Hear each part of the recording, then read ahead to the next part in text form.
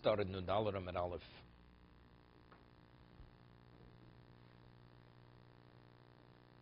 You weren't following on your vacation, were you? Okay. See, I always give Dave the benefit of the doubt.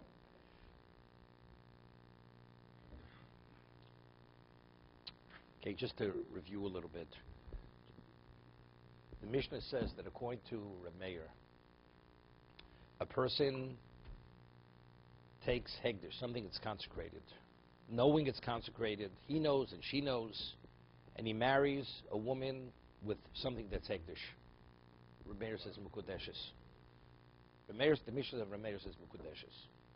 Why is mukudeshes? So the Gemara explained the Reb Meir is of the opinion that when we speak of mi'ilo, when a person is moel, it changes the status from hegdish.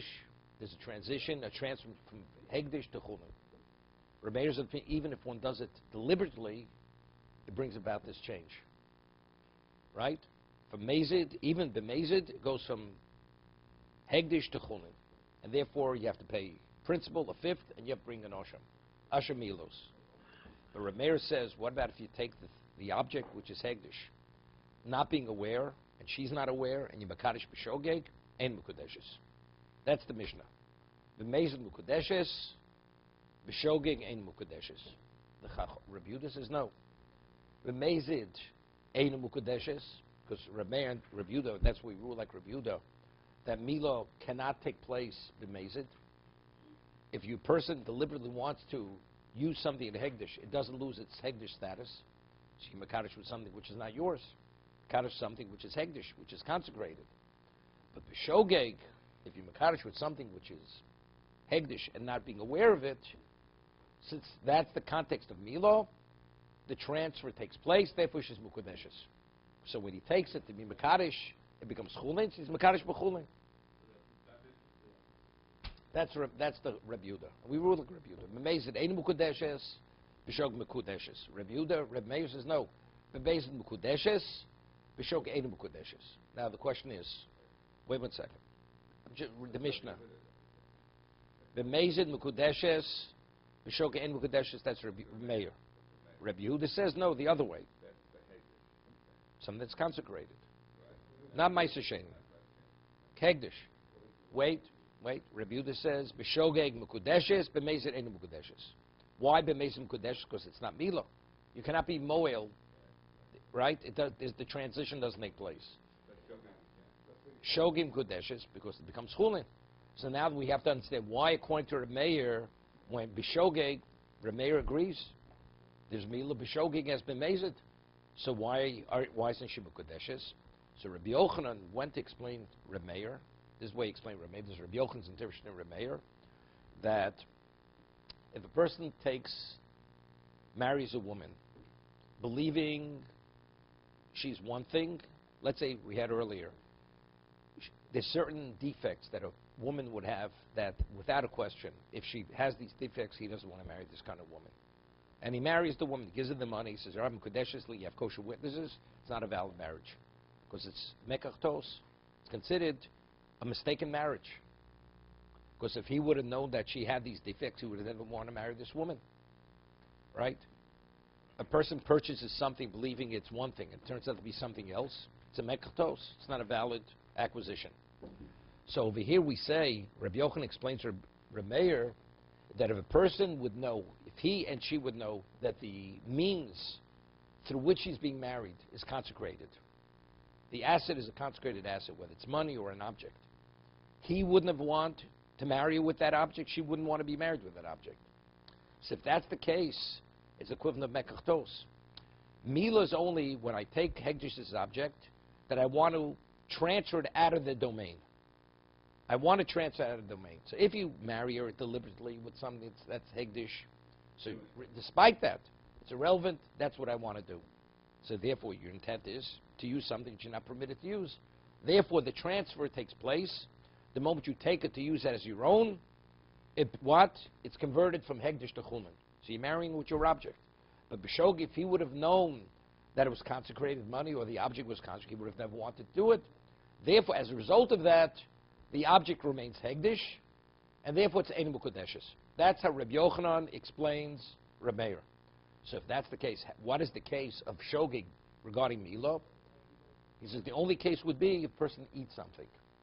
Because there you're benefiting, whether you had in mind or you didn't have in mind, but if actually you benefited. So if you benefit from Hegdish, which is a Shavet Pruta, which is minimally the value of a penny, he's moil. And the person would have to pay value, a fifth, and bring a korban. That's Rabbi Yochanan. But there is no case where you want to expend something of Hegdish, b'shogeg, that the transition would take place from Hegdish to Chulin. That's Rabbi Yochanan's understanding of Rebbeir. Okay? One second, let me just sum it up. So what does Rabbi Yehuda hold? Rabbi Yehuda doesn't apply this mekachtos svara. We don't say if he would have known he won, but factually, since the person's mindset was to use it, that's sufficient to cause the transfer from Hegdish to Chulin. David, you with me? Again, no, it's important to be, because we're going to go a whole different direction in a second. Again, I'm not sure where David's mind is. He has to wean himself. Okay? The halacha is that, based on the brachos, it's rule in Shulchan Aruch, that when you come into a shul, you have to wait a period of time that it takes to walk Dalet Amos. Why? Because to detach yourself from the previous state, you need that pause. You have to pause to that degree to enter into a new mindset. That's the degree you need a pause. Okay? So I'm not sure how large of a pause we need here. Okay. So again, I go and I consecrate a gold fountain pen. Of course, I know David's into fountain pens. Gold fountain pen, special fountain pen. And I take it deliberately and I give it to a woman. I said, this is my prized fountain pen. Harei mukadeshesli with this fountain pen. Knowing it's Hegdish. Going to Rameh Mukadeshes. She's married. Because the moment you take that fountain pen, although you know it's consecrated, to use it as your asset, that causes the fountain pen to lose its consecrated status. It becomes yours. So you're marrying her with your own object. That's Rameir. Wait a second. That's Rameir. Because Rameir is of the opinion that Milah is able to take place even in the context of deliberateness, even when it's mazid. Okay? Rabbi Yehuda says no. The Gzeres HaKosuv, that the Torah says that Milah, that the conversion from Hegdish to Chulin takes place, is only in an inadvertent context. When you do it deliberately, although you violated, if you benefited, but if you deliberately take something which is consecrated, the object remains unaffected. It retains its Hegdish status. So if you take that same fountain pen and you want to be Mekadosh Nisha, Einu B'Kudeshes. Because it's not a context of shogeg. It's deliberate. You know it's Hegdish. You want to use it as your own, the object remains unaffected. You're not even the thief. You're not even the thief. You're not even the thief. Because Hegdish, anyway, wherever it is, it's Hegdish. If I consecrate a table, tables are my domain. It's Hegdish. So the person takes it, if you're of the opinion Milah doesn't take place, b'mezid, so you're holding Hegdish's object. You have no kinyan gzela, you have no right to use it, you have nothing. You have nothing in the object. All you are is you're no different than a custodian. Right? That's all you are. So then it's like eating Hegdish. So it's even amazing. If you eat, you know something's consecrated, you eat it. Right? Are you moel? You're moel based on the benefit. So the same thing, but again, that's because you benefited. We're talking about the conversion. Converting it from Hegdish to Chulin. B'mezid, the conversion does not take place. According to Rabbi, only b'shogeg. According to the Chachamim, according to Reb Meir, b'shogeg, b'mezid, b'shogeg would also take place. But why doesn't it take place? Because it's the equivalent of Mekach Tos. Because if he would have known, he wouldn't have wanted to do it. The whole thing was a mistake. Therefore, it's the equivalent of not wanting to convert it from Hegdish to Chulin. There's a Kosov. Okay?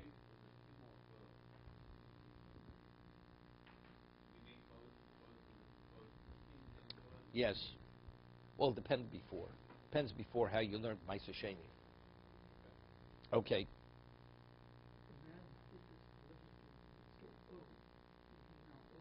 He owes them Right? He owes Hegdish. He owes the principal a fifth, plus he has to bring a korban. B'shogeg, he owes the object remains Hegdish. So he just has to return the object. Return the object. Right. No. B'mezid, you owe nothing, because again, within the context of Mezid, the conversion doesn't take place. B'shogeg, it does take place. Inadvertent. Mistakenly, a person believed the ring was his ring, and he married a woman with the ring, which he consecrated. Mekudeshes.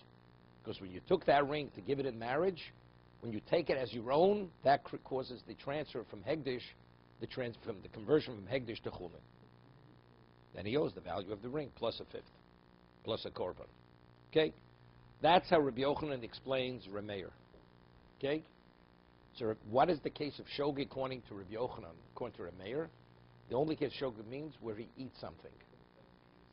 Which means, so to whatever degree he benefited from what he ate, that's the degree, that's what he has to, that's his obligation of restitution to Hegdish.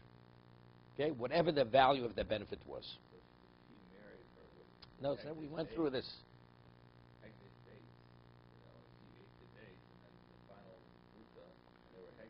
She ate it. Wait a second. When did she eat it? What, he put it into her mouth? So we're no. Yeah. Good. Then she'd be mukudeshes. She'd be mukudeshes. No, because over there, no, Mezid, it's easy. Shogeg, because he caused that benefit. Right? She'd be mukudeshes. Okay. Omar Rav, so Rav takes issue with Rabbi Yochanan.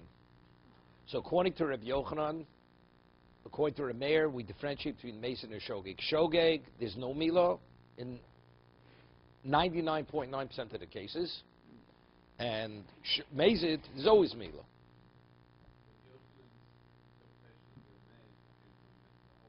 Mekachtos.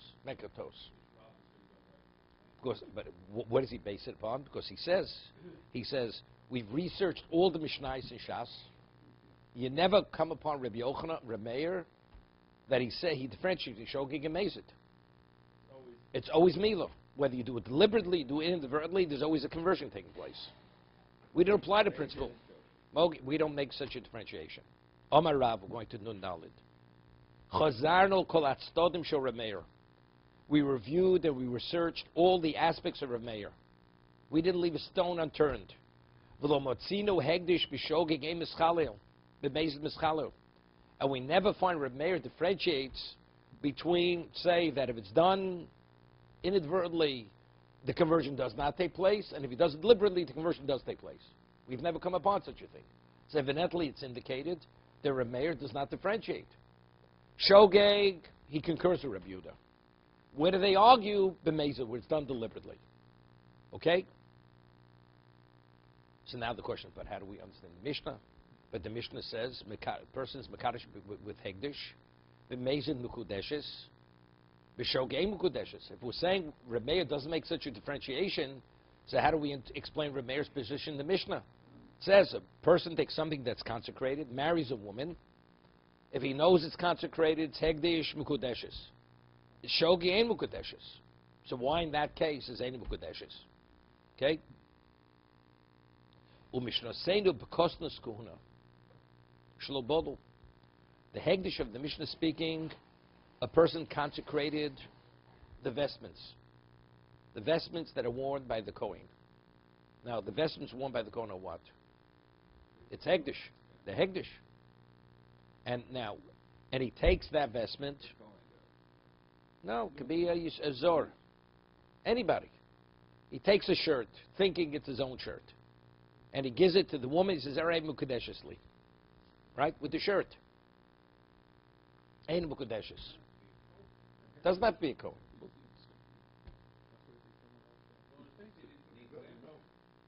We're going to discuss it. We'll discuss it.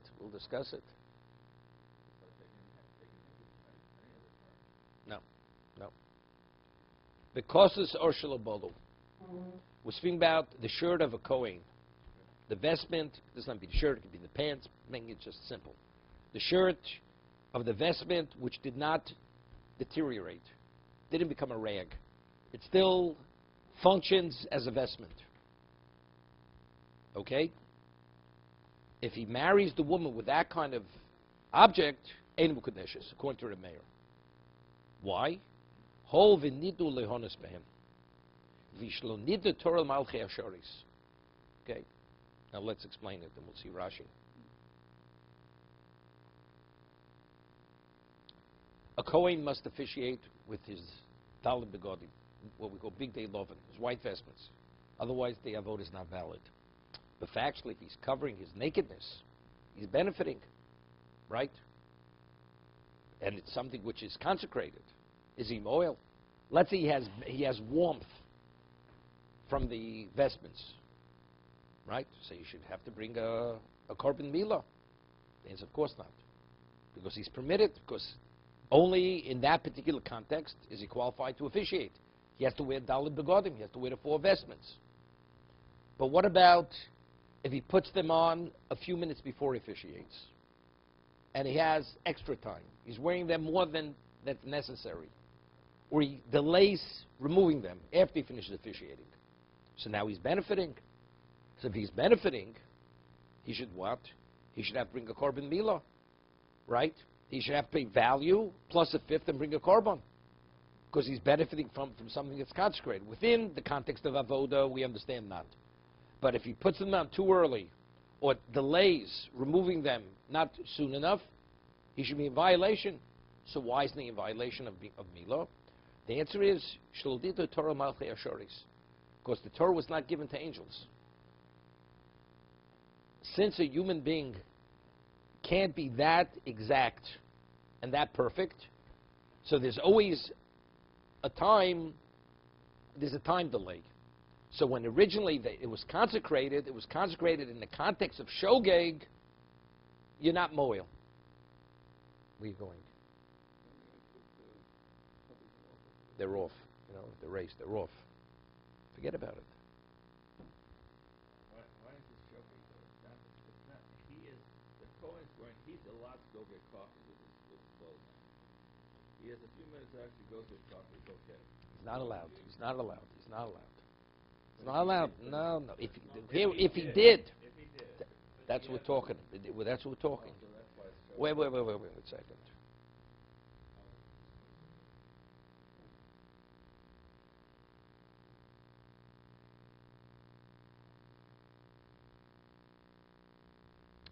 The sun is working around the clock here.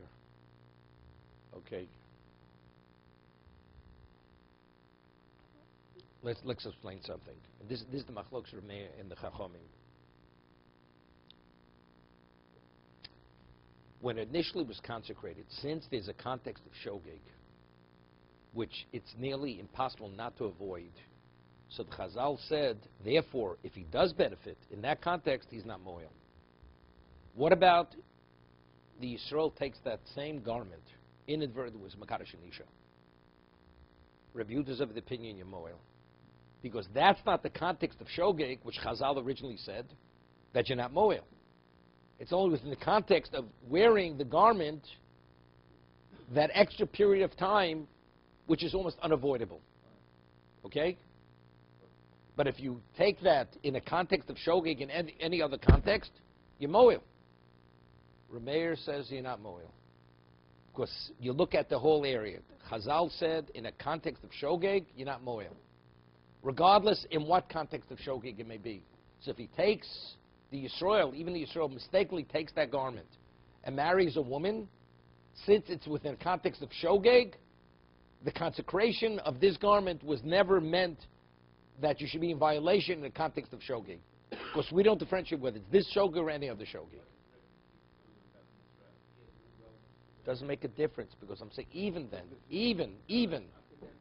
There's no difference between a Kohen and a Yisrael. It's like him taking money from the treasury. What about the Kohen? The Kohen has no right. It's not his personal asset. What do you, so therefore what? It's not his. Why is he any different than the Yisrael? Doesn't make a difference. If initially the consecration, wait a second. If the original consecration was that there's leeway within putting it on early and leaving it on a little bit longer, and it's limited to that, in any other area, it's no different than anything that's consecrated. That you're benefiting. So even the Kohen should be moil. Right? It should be also the even the Kohen uses the shirt to be Mekadosh Anisha. Right? But yet we're saying no. That since within the context of Shogig regarding the shirt, Chazal said it was consecrated in that context, you're not moil.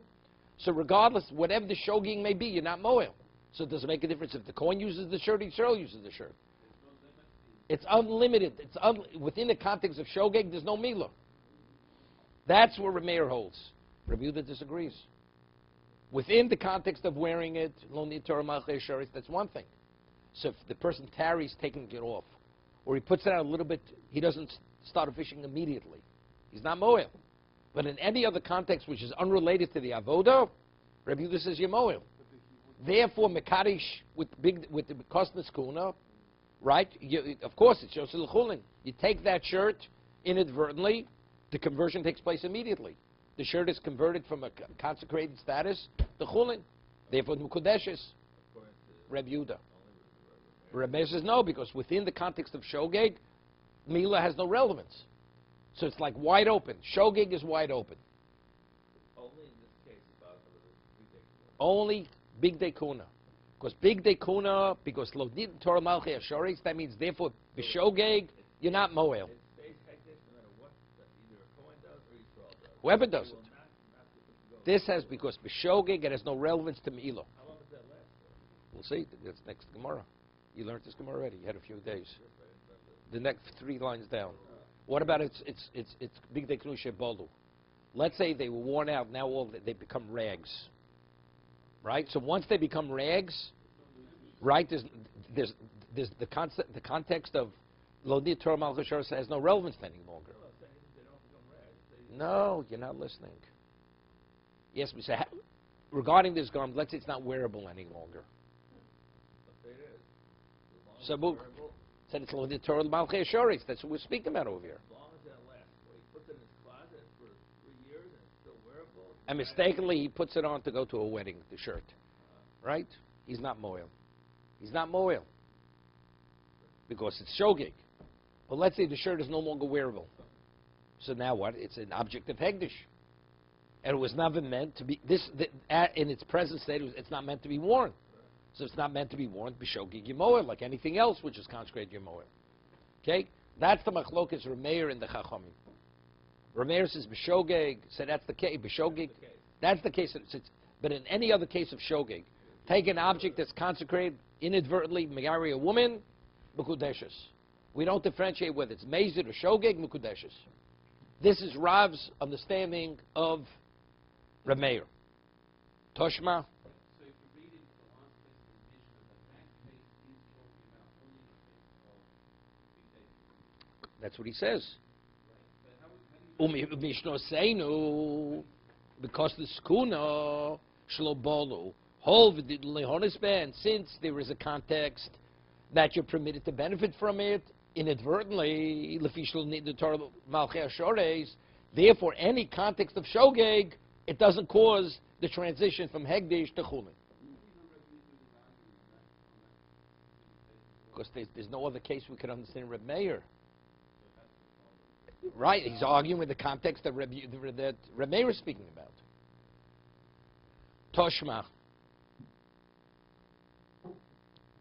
So it's a kolshkeit. It's a kolshkeit.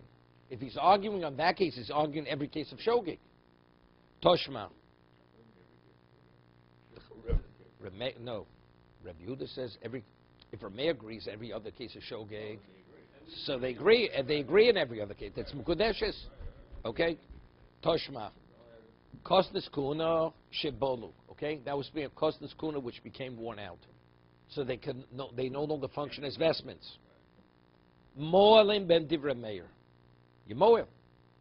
Right? Because you can't apply the principle of nid Torah malchei ashoris because they're not wearable any longer. But the Gemara understands now when Rabbi Yehuda says in the Mishnah that the garments, the shirt of the Kohen which became worn, Yemoel, means even at this point.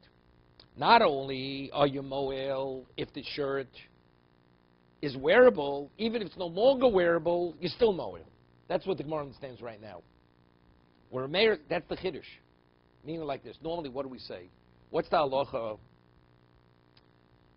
if a person expends hegdish? Hegdish used, the Gemara says in a number of locations, the blood that he sprinkled on the mizbeach, correct? Where did that blood go? It went to Nachal Kidron. It was like a drainage system under the mizbeach. It would go out to a valley, and they would sell that blood to the gardeners. They would fertilize that field with that blood. They use it as fertilizer. So the Gemara says in a number of locations, other locations, that blood on a Torah level, once it's sprinkled, it no longer has Kedusha. Why does it no longer have Kedusha? Because there's a principle known as Nasa Mitzvoson. Why is something Hegdish? Because when it's consecrated, its exclusive value is that purpose. But once it's already addressed that purpose, right, then it's no longer, Rashi says, it's no longer Kodesh Hashem. It's no longer exclusive for God. Once it's no longer Kodesh Hashem, it becomes chulin, right? It becomes ordinary. So therefore, the blood, once it's sprinkled, it's not mitzvosam. So I think when they consecrate the garment, it's consecrated as a big dekuna, correct? But let's say now it can't be used as big dekuna any longer. So what would we say? Maybe it should be yotzel l'chulin, right? Because it already fulfilled its purpose. Now it's a rag. Now it's a rag. It's like the blood after being sprinkled. I mean, to the same logic, if he takes that coat that's still a good big dekuna and marries a woman with it, you say the same thing, and now it's transferred into marrying a woman. Why not? It's not being used for the purpose, right? Wait a second. Wait. When you consecrate something, what is the meaning of consecration? It's exclusive for what I consecrated it for. If you're of the opinion that once you do that, it's locked into that, it's irrelevant what you want to do. It's irrelevant what you want to do. You can't transfer it out of that. But what about it no longer functions in that capacity because now it's been shredded, right? So you would think maybe it's yotzul chulin. It's like the blood. After the blood is sprinkled on the mizbeach, it loses its status of kedusha. Rameir says no. Even as a rag, as a shredded piece of cloth, it still retains its kedusha, right? Kostas no wait no. I was asking it as a question. Kostas kuna shebolu molam b'hem divrei meir. So my love, afilu lo bolu. Meaning it's telling me a chiddush. Not only when they're functioning as big dekuna, even if it's bolu, you're still moel. My love, afilu lo bolu. Right? So which means bolu is coming to tell me even bolu. But of course, if it was low bolu, if they didn't wear out, definitely a moil. Someone says low bolu dafka. When are you moil? Only if it's bolu. Meaning, if they function as big dekuna, then we say lo need the Torah malchei ashores. So the inadvertent context has relevance to them. So therefore, Meir is of the opinion every inadvertent context you're not moil. But once they become non-functional, they no longer function as big dekuna because they've been turned into rags.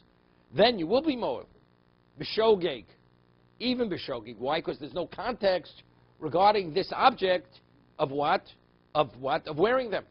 Of lo nid Torah malchei ashoris. Why is it? No. It's very logical. This exemption on a functioning item, but there's no case where No, because we're explaining why. Because the whole idea is lo nid Torah malchei ashoris. Wait a second. According to Rav's understanding. Yeah, but it's two separate things. It's two separate things. Yeah, exactly. That was the first question. It seems to be if it's even bolu, definitely if it's low bolu. Meaning, so which means it's limited to wearing them, but outside of that, you are moil. Says no. What? This one case. By big dekuna, this one case.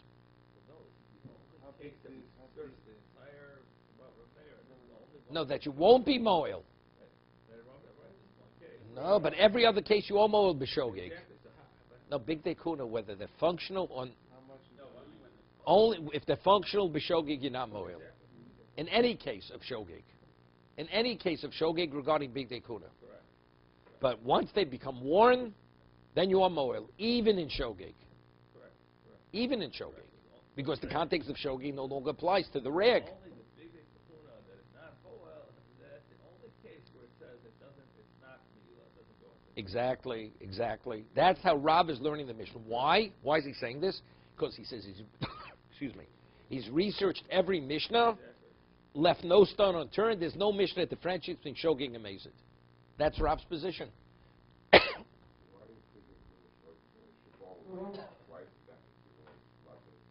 So that's good. That's a separate discussion. Of course, it was only consecrated initially b'shogeg within the context of functioning. Otherwise, they said no. If it no longer functions, then it's like what? Because it has other functions even afterwards. They used to use it as the wicks. No. Within the context of what's his name of service of the Beis Hamikdash, they used to use the wicks as wicks in the menorah. So therefore, it has a function. Here, once the blood is expended, fertilizer is not a function of the Beis Hamikdash. It's not a function of the Beis Hamikdash. Fertilizer. Look, they can use its value, but not as the blood. The blood has no usage, right? Okay. Toshma. Now, just an introduction. There's a Torah obligation of Machzah Shekel. Time to be Beis Hamikdash, Machzah Shekel. Now, the Torah says that every Nisan. Now, with what money did they purchase the Korban Tzibur, the communal offerings?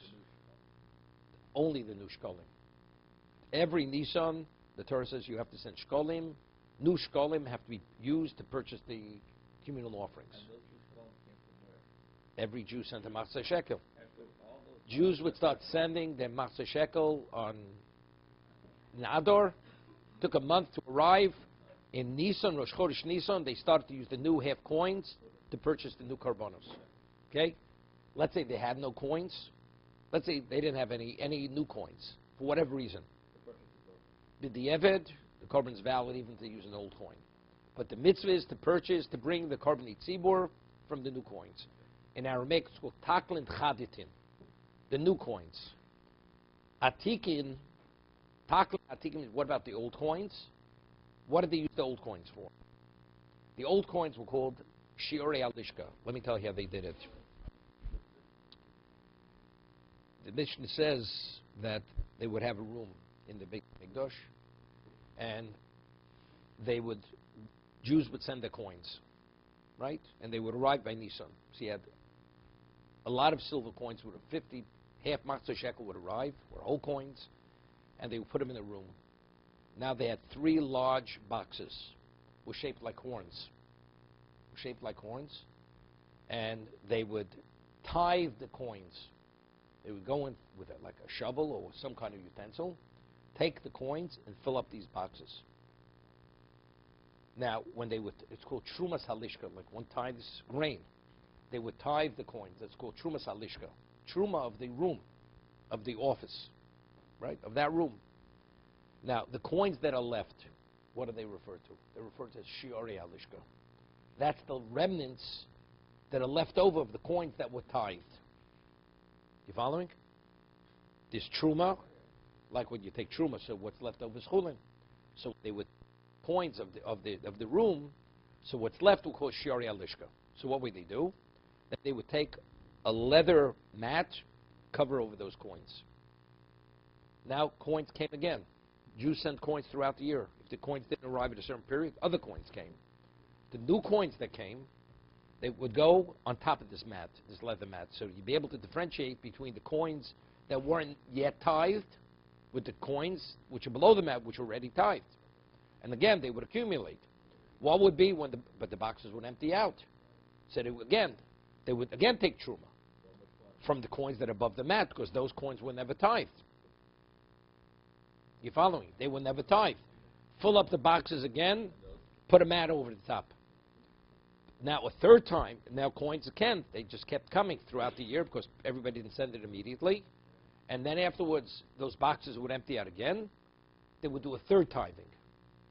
At the end of the year, all the coins that were left in that room are referred to as shiorei halishka. The coins that were remnants that were left over from the 3 tithings that were done 3 times during the year. Okay? Now, those coins, what did they do with those coins? Those coins they did not use to purchase korban tzibur. What did they use those coins for? Wait. What about a person should have sent this coin that year, and he was the lady sent last year's coin this year. That old coin, it's called Taklin Atikin, the old coin, that, what happened? A person in that year wasn't able to send the coin, for whatever reason. Didn't send his master shekel. It arrived the following year. So the previous coin arrived the following year. That coin was not used to purchase a korban tzibur. It had to be a new coin. It had to be a coin to send for that year, not to pay off an old debt. How would they know that?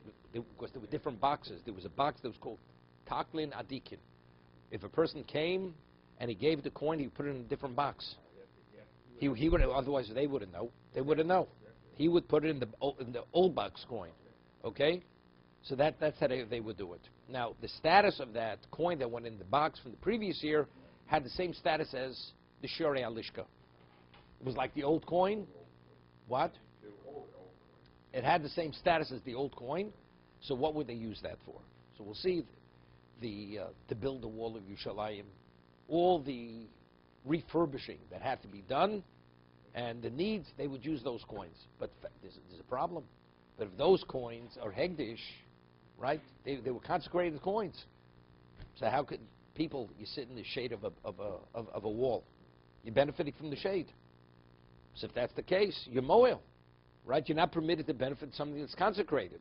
So if you go and you purchase stones to build a wall, so the walls have kedusha. So now if you benefit from that wall, you sit on the wall, you sit in its shade, right? Inadvertently, you should be moel. And it's something which is impossible to avoid. It becomes a problem. It's similar to the clothing, same thing. When you're not moel, everybody agrees you're not moel. You're not, okay, so that's the Gemara is going to say, to be continued.